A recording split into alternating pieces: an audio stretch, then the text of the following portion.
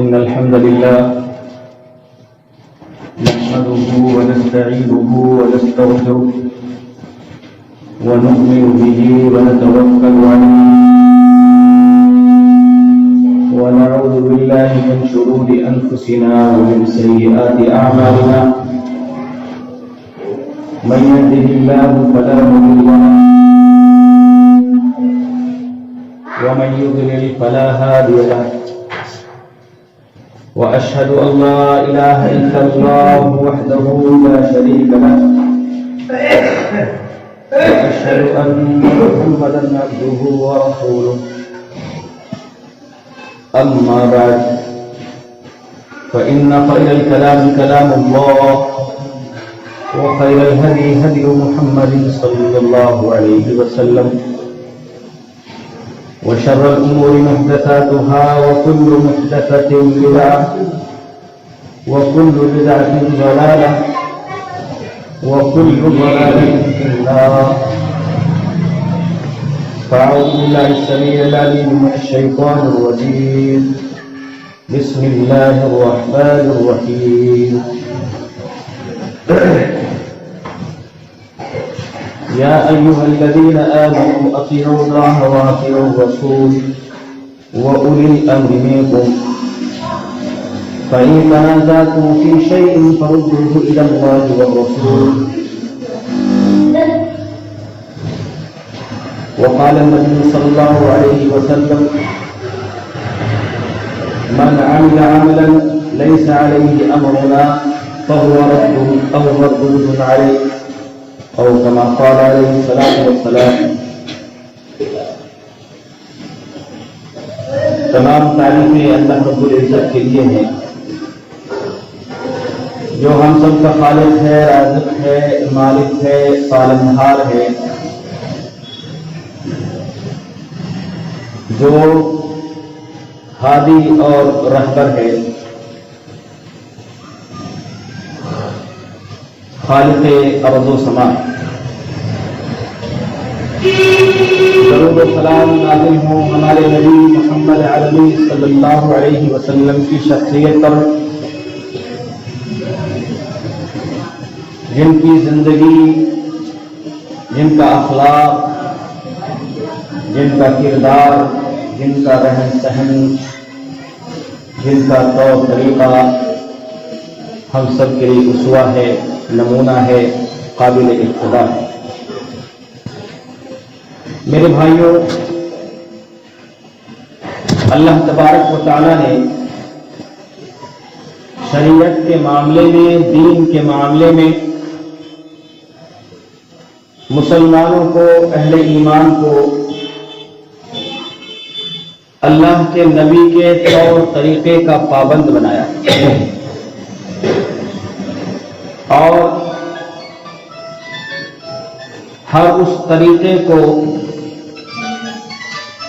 ناپسند کیا ہے، مردود قرار دیا ہے. جو طریقہ اللہ کے نبی صلی اللہ علیہ وسلم کے طریقے کے خلاف اور اگر ایک انسان اپنے ذہن سے، اپنی فطرت سلیمہ سے، اپنی عقل اور اپنی فکر سے جو اللہ نے اس کو عطا کی ہے، اگر وہ اس سے پوچھے اور اس کی روشنی میں غور و فکر کرے تو اسے یہ معلوم ہوگا کہ اللہ نے دین اسلام کو، قرآن پاک کو محمد رسول اللہ پر نازل کیا تو ظاہر سی بات ہے اس قرآن پر، اس دین پر اسی طریقے سے عمل کرنا اللہ کی نظر میں مقبول ہوگا جس طریقے سے اللہ کے نبی صلی اللہ علیہ وسلم نے اس پر عمل کر کے دکھایا. یہ عقل کا، انسان کی فطرت کا، انسان کے ذہن کا سب سے پہلا تقاضا ہے اور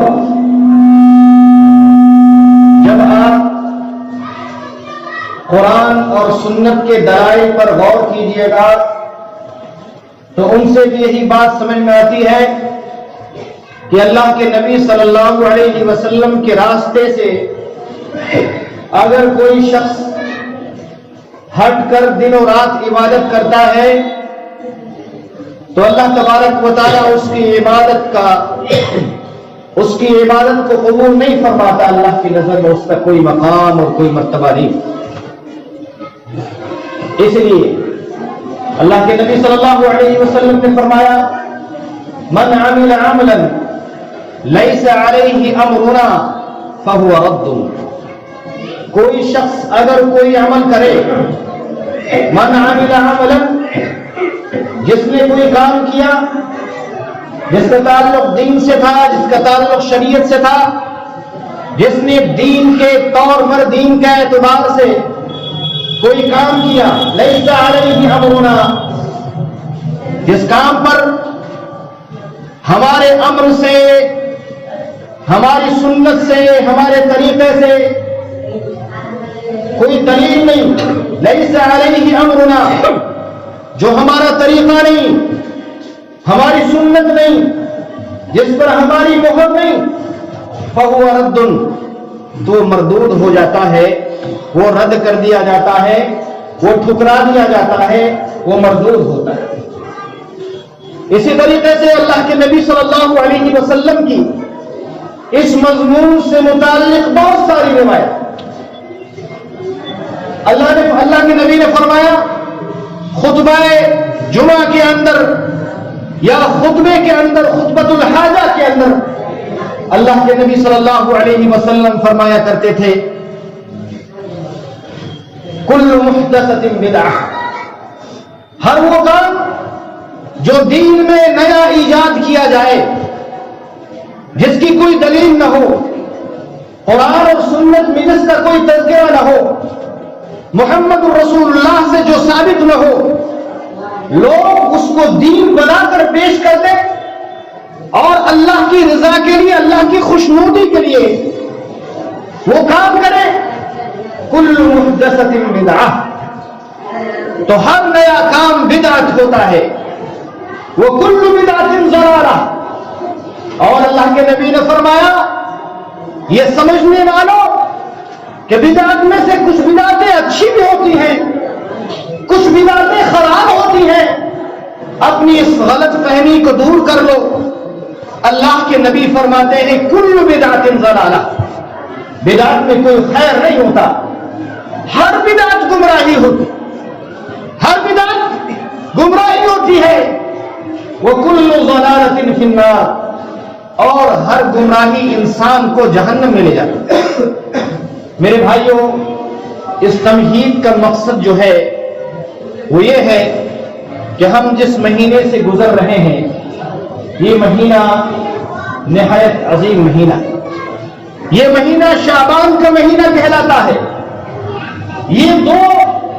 عظیم مہینوں کے درمیان واقع ہونے والا مہینہ, ایک مہینہ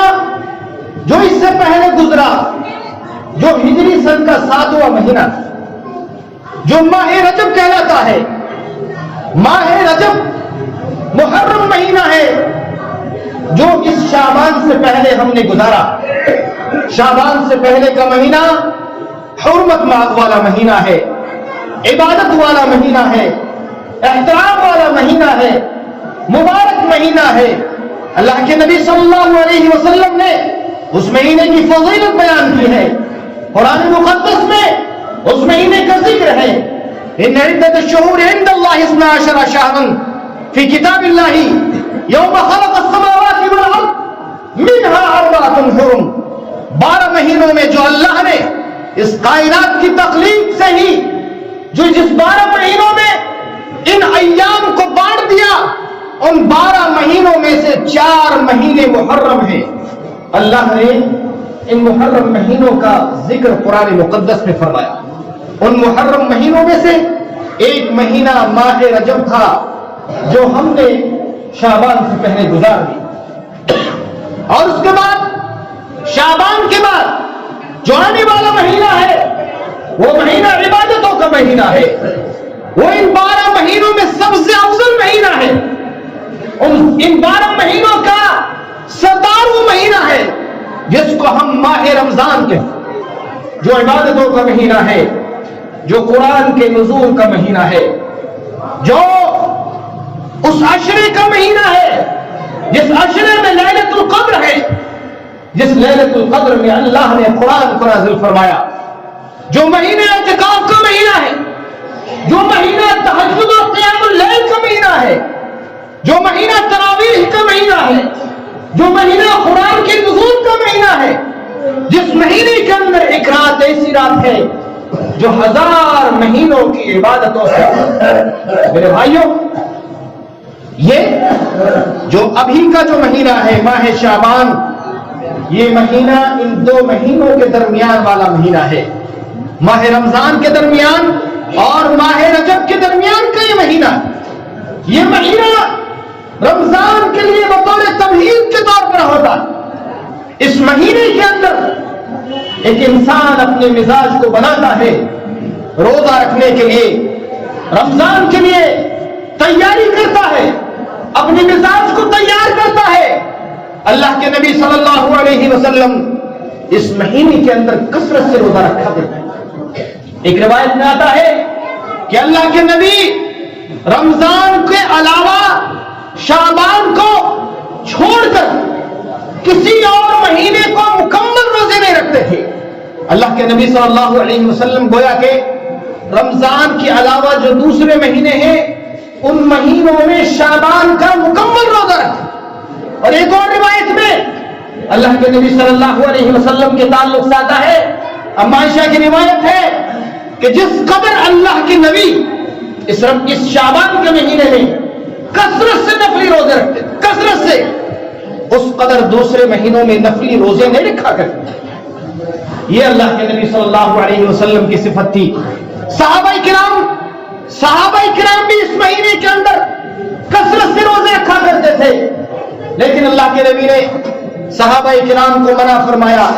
کہ 15 کے بعد روزے نہ رکھو، اگر تم لگاتار اس مہینے میں روزے رکھتے رہو گے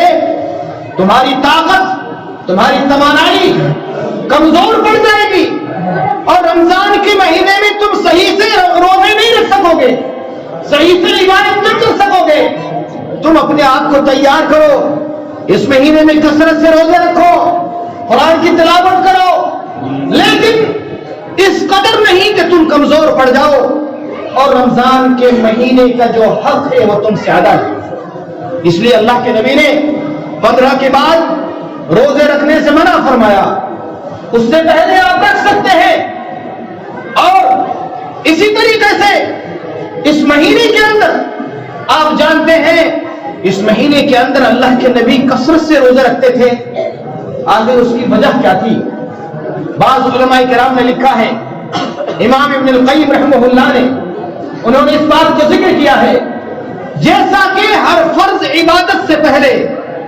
کچھ نفل عبادتیں ہوتی، جیسے آپ ظہر کی نماز پڑھتے ہیں، ظہر کی نماز سے پہلے 4 یا 2 رکعتیں سنت ہے، مغرب اس سے پہلے بھی اللہ کے نبی سے ثابت ہے کہ اللہ کے نبی 2 رکعت سنت کی آپ نے تلقین فرمائی، عشاء، اور اسی طریقے سے فجر سے پہلے، اسی طریقے سے عصر سے پہلے 4 رکعت اللہ کے نبی کی حدیث آتی ہے، رحم اللہ امرأ صلی قبل العصر 4، اس شخص پر اللہ رحم فرمائے، اللہ کے نبی نے دعا فرمائی ہے کہ جو شخص عصر سے پہلے 4 رکعتیں پڑھتا ہے۔ میرے بھائیوں، ہر فرض عبادت سے پہلے یا آگے جو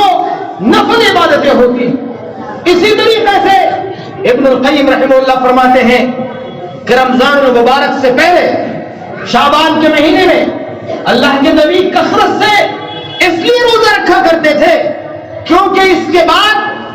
فرض روزوں کا مہینہ آ رہا ہے، اس سے پہلے اللہ کے نبی نفل روزوں کا اہتمام کرتے تھے۔ میرے بھائیوں، اللہ کے نبی صلی اللہ علیہ وسلم سے کوئی بھی روایت اس طرح کی ثابت نہیں ہے شعبان کے مہینے کے اندر کہ شعبان کی مہینے کے اندر جب 15 تاریخ آئے تو اس 15 تاریخ کو روزے رکھو، اور رات کو شب قدر کی طرح اللہ کی عبادت میں جاگ کر گزارو۔ اس طرح کی کوئی بھی روایت نہیں۔ جو روایت آتی ہے وہ موضوع روایت ہے، اللہ کے نبی صلی اللہ علیہ وسلم سے ثابت نہیں۔ وہ روایت اللہ کی طرف جھوٹی طور پر بطور کذب اس کو منسوب کیا گیا، جس روایت کے الفاظ یہ ہیں کہ جب شعبان کی 15 تاریخ آئے تو تم 15 تاریخ کے دن کو روزہ رکھو اور اس کی رات کو شب قدر کے طور پر اس کو جاگ کر گزارو، اس میں عبادتیں کرو، اس میں دعائیں۔ یہ جو حدیث ہے جو پیش کی جاتی ہے، اور بدقسمتی سے بہت سارے مسلمان اس حدیث پر عمل نہیں کرتے۔ میرے بھائیوں، دین کا معاملہ، حدیثوں کا معاملہ، شریعت کا معاملہ، دین اسلام پر چلنے کا معاملہ ہماری مرضی کا معاملہ نہیں ہے، اماموں کی طرف منسوب نہیں ہے۔ علماء کرام اگر کوئی منبر پر چڑھ کر کتنا ہی بڑا عالم کیوں نہ ہو، اگر کوئی اپنی طرف سے بات کرتا ہے، میرے بھائیوں، اس کی بات کو شریعت کی روشنی میں اس کے منہ پر دے مارا جانا چاہیے۔ اس کو کوئی حق نہیں ہے کہ شریعت کی روشنی میں اپنی طرف سے وہ بات کرے۔ میرے بھائیوں، اسی لیے اللہ کے نبی صلی اللہ علیہ وسلم کی جو صحیح حدیثیں ہیں ان پر عمل کرنا ہے، جو ضعیف اور موضوع روایتیں ہیں وہ حدیثیں ہی نہیں، اللہ کی طرف من گھڑت روایت لوگوں نے بنا بنا کر پیش کر دی، دین اسلام کو برباد کرنے کے لیے، تباہ کرنے کے لیے۔ وہ مسلمان جن کی دعائیں فوراً قبول ہو جایا کرتی تھی، ان مسلمانوں کو بہکانے کے لیے، ان کی دعاؤں کو بے اثر کرنے کے لیے، ان کو گمراہ کرنے کے لیے تاریخ میں ایسا دور آیا جب حدیثوں کو لکھا جا رہا تھا۔ بہت سارے ظالموں کا کام ہی یہ تھا کہ وہ گڑھ گھڑ کر حدیثیں اللہ کے نبی کی طرف منسوخ، جن لوگوں کے پاس تحقیق نہیں ہوتی تھی عوام کے اندر۔ آج اگر ہم ہی آپ کے سامنے کوئی اللہ کے نبی کی طرف منسوخ کر کے روایت بیان کر دیں، دل میں اللہ کا خوف نہ ہو، دل میں اللہ کا ڈر نہ ہو،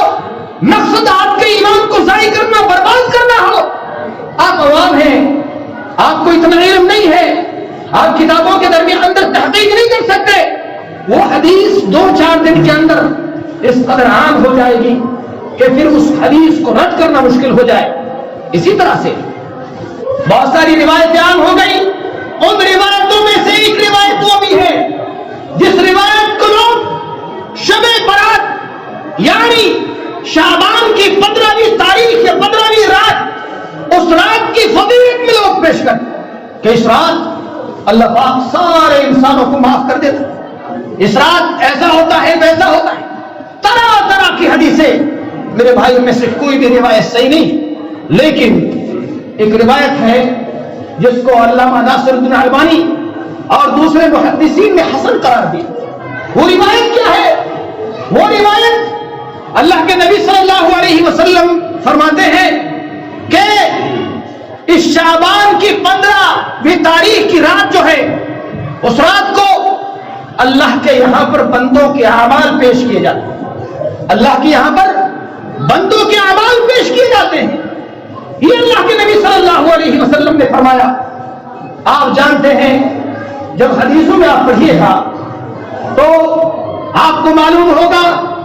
کہ اللہ کے یہاں پر بندوں کے اعمال پیش ہونے کے 3 طریقے۔ بعض آپ کے اعمال روزانہ بھی پیش ہوتے ہیں، آپ کے اعمال کو روزانہ بھی اللہ کے یہاں پر فرشتے لے کر جاتے ہیں، پیش کیے جاتے ہیں آپ کے اعمال یومی، روزانہ اللہ کے یہاں پر آپ کے اعمال پیش ہوتے ہیں۔ ایک حدیث میں اللہ کے نبی نے فرمایا یتعاقبون فیکم ملائکۃ باللیل و ملائکۃ بالنہار، تمہارے درمیان دن اور رات کے فرشتے وہ باری لگا لگا کر آتے ہیں۔ جو دن والے فرشتے ہوتے ہیں وہ فجر کی نماز میں آتے ہیں، وہ دیکھتے ہیں مسجدیں خالی ہے کہ نہیں،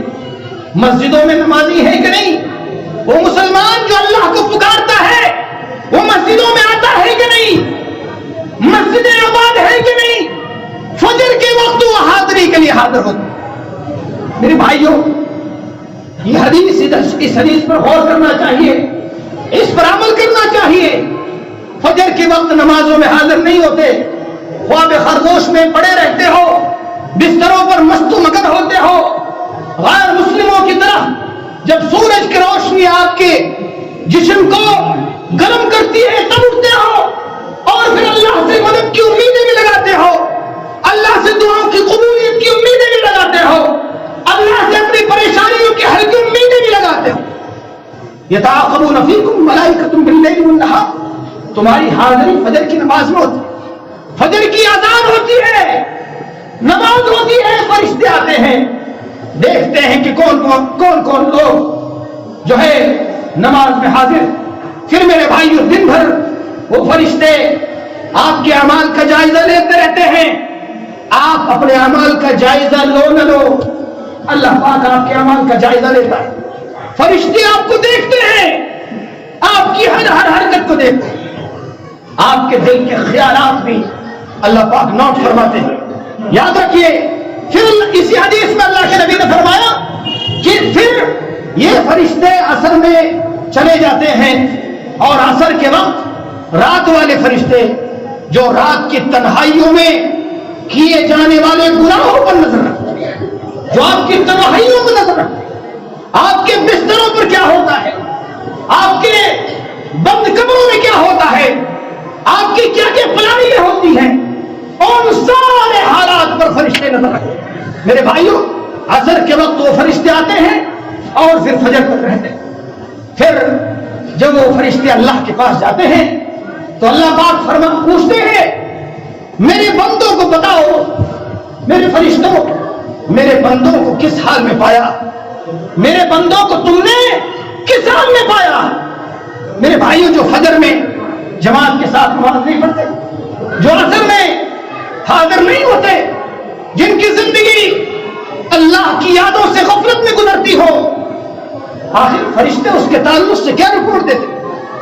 میرے بھائیوں, جو لوگ نمازوں میں حاضر رہتے ہیں, فرشتے کہتے ہیں میرے رب, جب صبح گئے تھے تو تیرا بندہ نماز میں تھا, اور جب آئے ہیں تو تیرے بندے کو تیری عبادت کرتے چھوڑ. فرشتے آپ کی سفارش کرتے. لیکن یاد رکھیے, اگر آپ اللہ کی نافرمانی کرتے ہو, نمازیں نہیں پڑھتے,